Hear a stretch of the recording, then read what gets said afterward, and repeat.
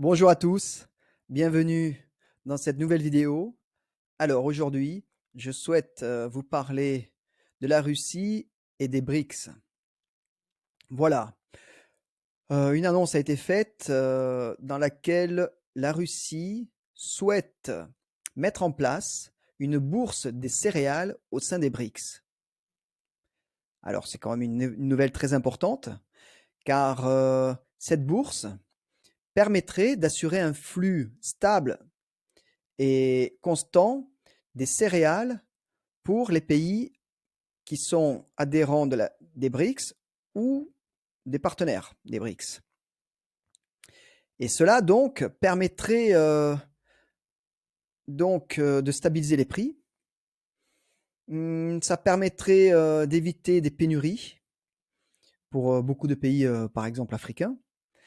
Et cela donc va permettre un renforcement de la position des Russes sur le marché des céréales.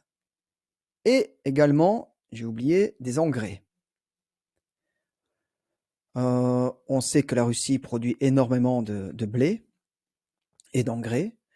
Et donc, cette mise en place de cette bourse va tout simplement renforcer sa position géoéconomique dans le monde entier. Alors, quelles sont les conséquences pour les autres pays producteurs? On va citer par exemple les États-Unis, le Canada et l'Australie. Bah, ces pays, justement, ils vont devoir revoir leur copie et trouver de nouveaux partenaires, de nouveaux clients, parce que justement, beaucoup de pays qui travaillent avec les BRICS vont privilégier la proposition des Russes pour avoir une stabilité et une assurance au niveau des approvisionnements en céréales. Et on le voit très bien qu'aujourd'hui, beaucoup de problèmes d'approvisionnement, de pénurie de céréales sont visibles dans le monde entier. Alors, cela va remettre en question justement cette domination des pays occidentaux dans le domaine des céréales.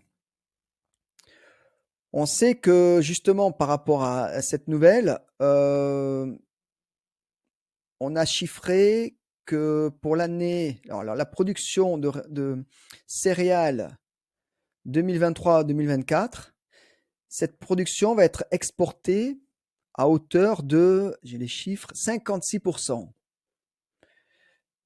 Alors, c'est le record. Ça sera le record. Alors que justement, les prévisions annoncent que les Américains auront une exportation seulement de 39% de leur production annuelle. C'est une chute radicale, car jusqu'à présent, ils exportaient en moyenne 50% de leur production. Ça montre bien une perte nette de leur part de marché dans le monde entier. Alors, il faut en tenir compte parce que ça va aussi impacter l'Europe, la production européenne. Ça va être une concurrence très très très forte de la part des Russes et des BRICS. Voilà, ça c'était la première chose dont je voulais parler. Le deuxième thème concerne le gaz. Donc aussi une énergie très très importante dans l'économie européenne. Alors on apprend que l'Ukraine, à partir de 2025, donc très bientôt, va cesser, va mettre un terme au contrat qui fait passer le gaz russe dans son gazoduc de la Russie à l'Europe. Voilà, on sait qu'aujourd'hui, le gaz russe arrive encore en Russie via l'Ukraine. Et on sait que l'Ukraine gagne beaucoup d'argent grâce à ça. Mais l'Ukraine a décidé d'arrêter, de mettre un terme à ce contrat. Alors, on peut imaginer que derrière ça, les Américains, ils sont pour quelque chose. Et alors, donc, le seul approvisionnement de gaz vers l'Europe proviendra de la Turquie, car il y a encore un gazoduc qui fonctionne, sachant que le Nord Stream ne marche plus, n'est plus opérationnel. Alors, vous imaginez que si on a moins de gaz naturel, qui est quand même le moins cher des gaz, on va devoir se tourner vers le gaz liquéfié. Et on sait que, justement, pour l'année passée, 2023, l'importation vers la France, l'importation de la France a augmenté, mais alors d'une façon très très importante, de gaz liquéfié. Et vous savez, en partie, un gaz liquéfié produit par les Russes. Hein, on a nos dirigeants français qui disaient qu'on allait plus s'approvisionner aux Russes avec le gaz russe, mais dans la réalité, les Français achètent du gaz liquéfié via l'Inde. Donc, bien sûr, ce gaz est beaucoup plus cher parce que la transformation nécessite plus de travail, le transport, et donc cela veut dire que en France, il faut s'attendre à un prix du gaz très élevé en raison de ces décisions assez stupides.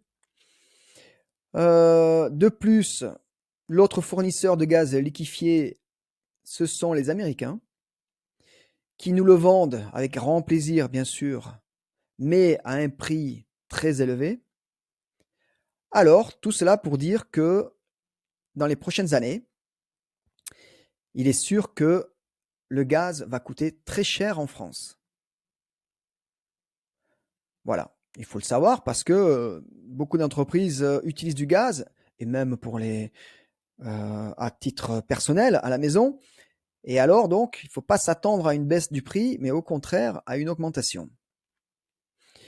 Alors bien sûr, cela aura des conséquences graves sur l'économie française, sur sa capacité de production, sur sa compétitivité sur le plan international, parce que si l'énergie coûte cher, il est très difficile d'être compétitif ensuite sur le marché international. Voilà, c'était deux informations que je voulais vous communiquer, qui ont leur importance. Et donc, je pense qu'il est temps quand même d'en prendre conscience et puis de réagir, parce que c'est quand même l'avenir de la France, de son économie, des citoyens qui est en jeu. Parce que si l'économie française n'est plus compétitive, ça veut dire que chaque citoyen va connaître des périodes très, très difficiles à titre personnel dans les prochaines années. Voilà, merci de m'avoir écouté. N'oubliez pas de mettre un like à la vidéo, abonnez-vous à la chaîne et je vous dis rendez-vous dans une prochaine vidéo. Merci.